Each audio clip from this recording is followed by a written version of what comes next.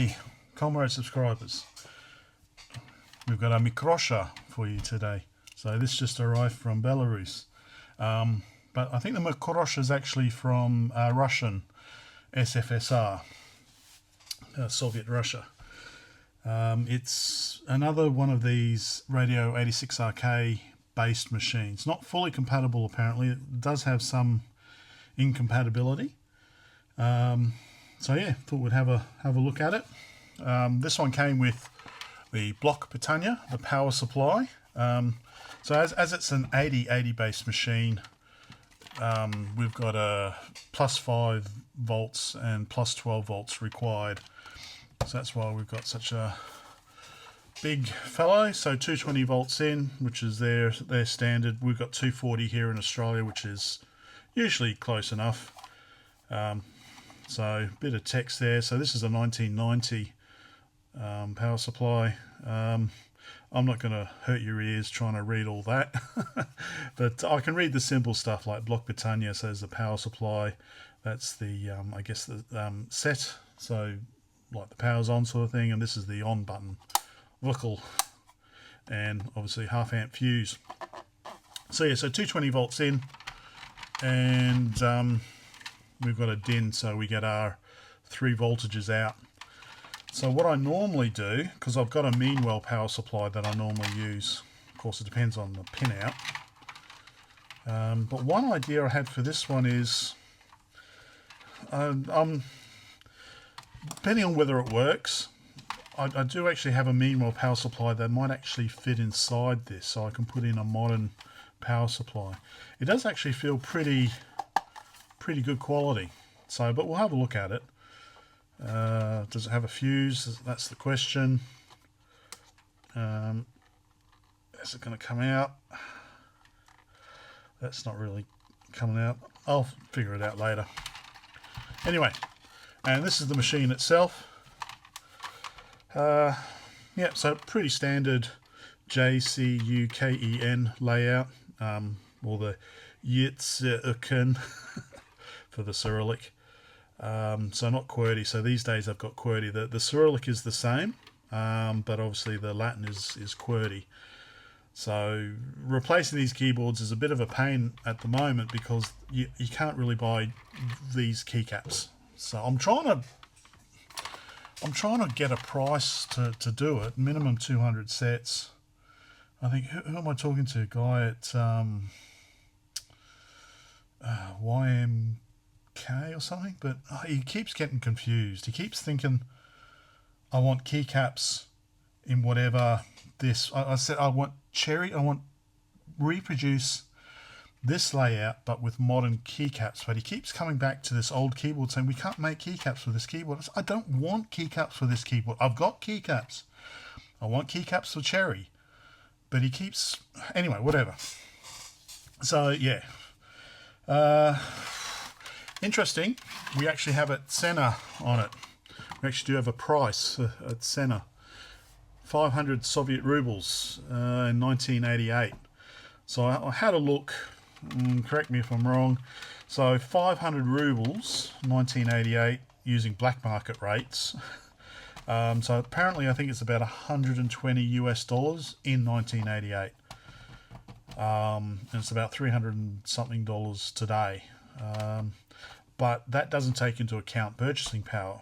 So apparently this would have been about 2 months' salary in 1988, or a bit more maybe. So affordable if you're earning US dollars, if you could get your hands on one.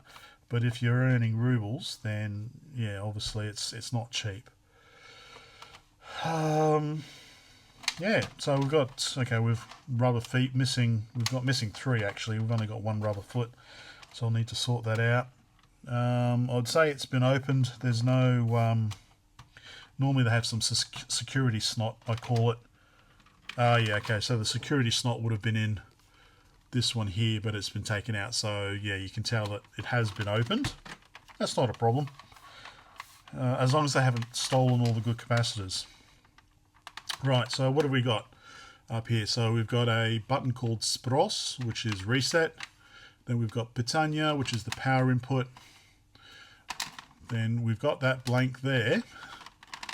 Then what do we have here? Okay, that's pointing some sort of interface. So interface 1, magnetophone and video. So that'll be our RGB out. That's our cassette input, and this is interface 1. So I guess maybe joystick, maybe, I'm not sure.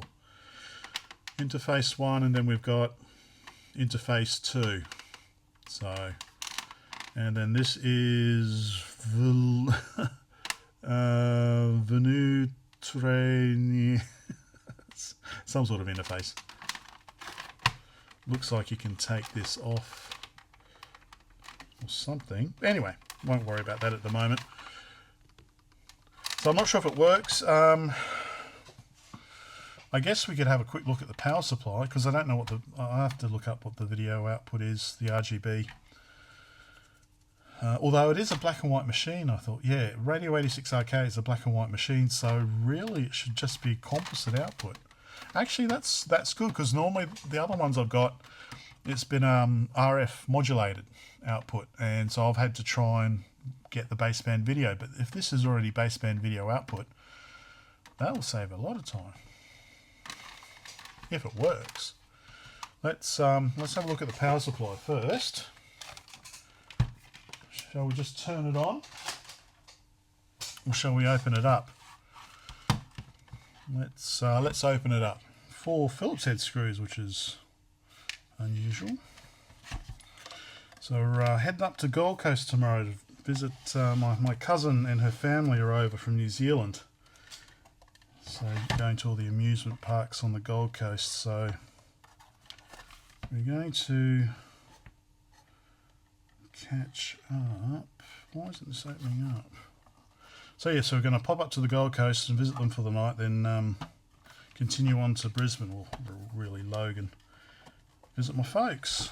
So I won't really be doing any videos next week. This is still being held down somehow, I think. No, it's moving.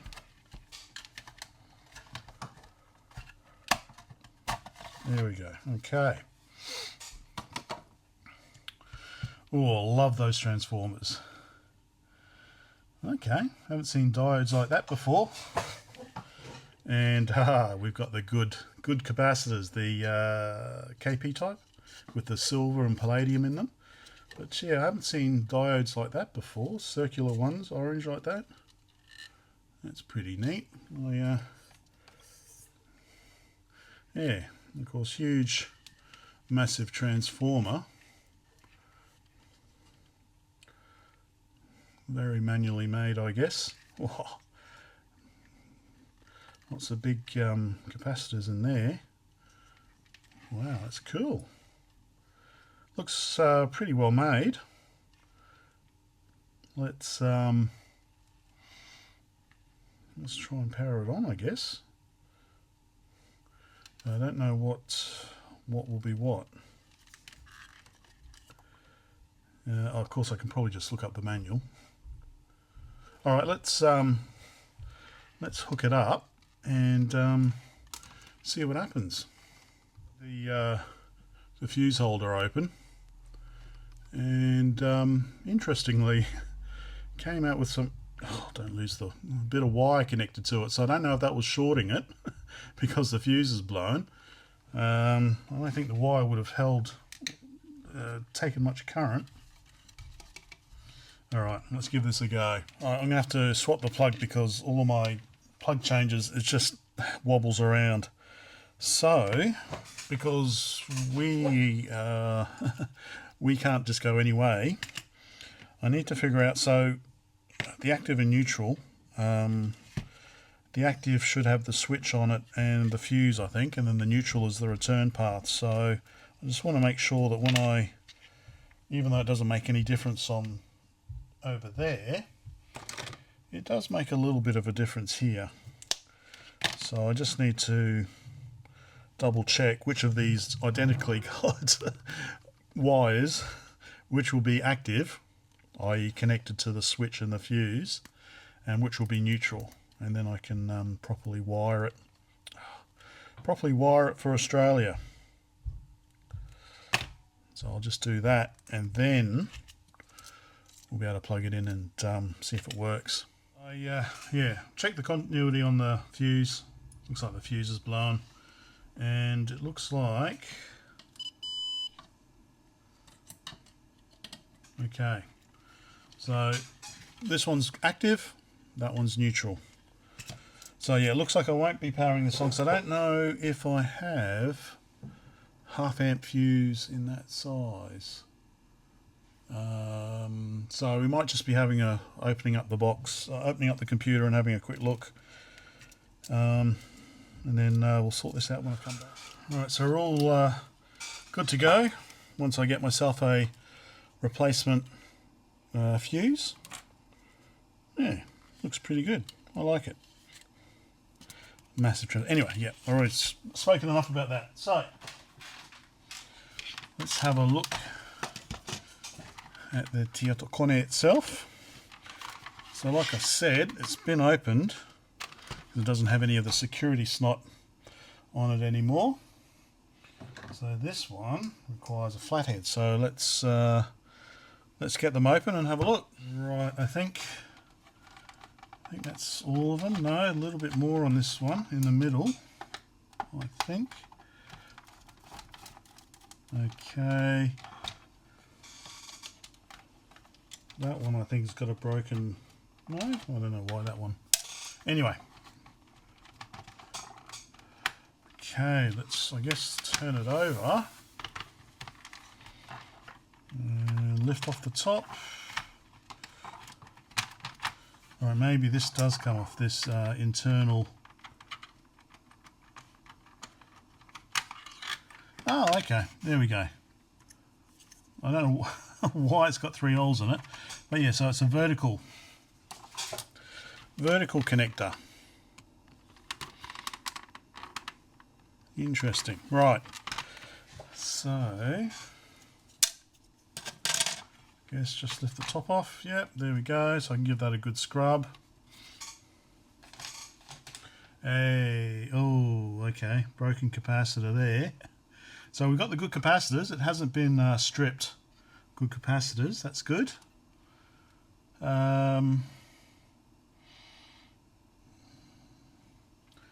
So I can recognise some of these chips. Looks like there's been some changes made, but we'll have a closer. Oh, I like those diodes. What's the easiest way to do it? Let's maybe lift it up to here. Bring the light over. So there's our 8080. That'll be an 8257 DMA controller, I think. 8255 PPI, programmable peripheral interface. That'll be, I'm reading it upside down, 53, so an 8253, I don't know what that is off the top of my head. This will be an 8275, this is the CRT controller there, I think, and this will be the character ROM, and that'll be the monitor ROM there, I guess. Makes sense if that's close by, and that's, I think, like a shift register or something. And then another 8255 programmable peripheral interface, so one for the interface and one for the keyboard. So like I said, we've got our nice, I think they're called KP type capacitors, the green ones. Unfortunately, what you sometimes find is that they've been snipped out because they contain silver and palladium, depending on the type. So but I've just noticed this one here is broken, so I don't know if that's deliberate. Is some sort of fix or something? I don't know. There's definitely been, as you can see, some work done on some of these tracks. Oh, it's just the screw in the middle. Push that through. Yeah, so it should, like I say, it should be similar to the 86RK, but there are some differences. Keyboard looks to be just the standard kind of cheapo. Yeah, I'll just pull that off. So it's nothing fancy like a reed, magnetic reed one, but it's just basically two metal things that you push down, two metal leaves that you push down to make contact. So it's pretty simple.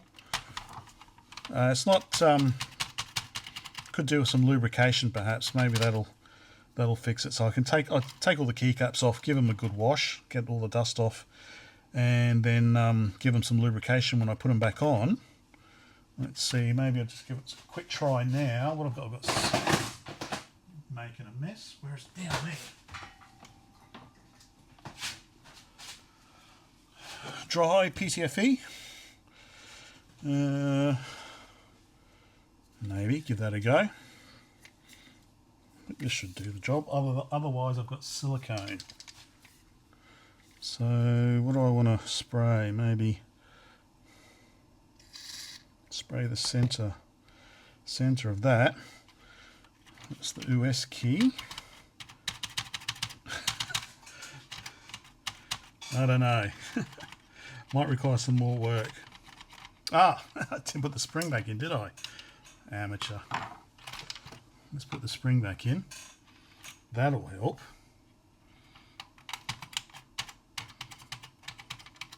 Maybe, I don't know. I'll give it a wash. But yeah, so that's pretty much it. We've got a nice transistor up there. Some very nice diodes here, I guess for the keyboard. I guess keyboard matrix. Let's just get that screw stuck. Anyway, now let's have a closer look. Okay, so like I said with the keyboard, it's not too bad. It's just one of these ones where if you just hit it off center, you're gonna have problems with it. Then we've got our RAM up the top here. So standard I think is 32K on an 86RK. So this could be off the top of my head. Well, I'll check because KR565 RU6. So I'm not sure which ones they are. I'll put it there. That looks a bit. It could be an inductor, is it? So that's the reset. That's the reset button, and that's the power input there. So it could be an inductor.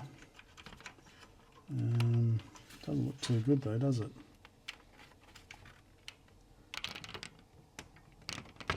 Inductor coil. Yeah.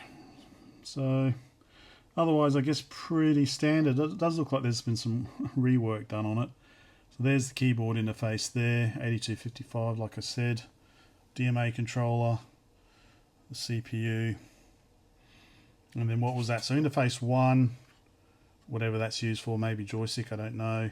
That's the cassette input, and that's the video output. So I'm expecting that just to be, just baseband. Nice little SNP connector. So the problem with these is that they're 2.5mm pitch rather than 2.54.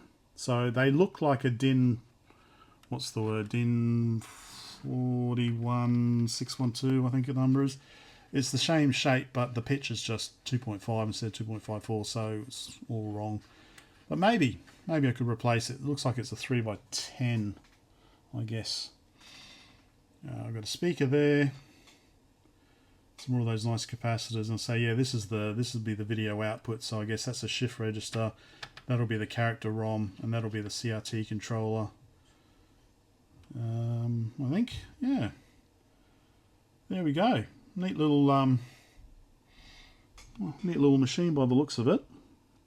500 rubles, so it wouldn't have been cheap if you could get your hands on one. 1988.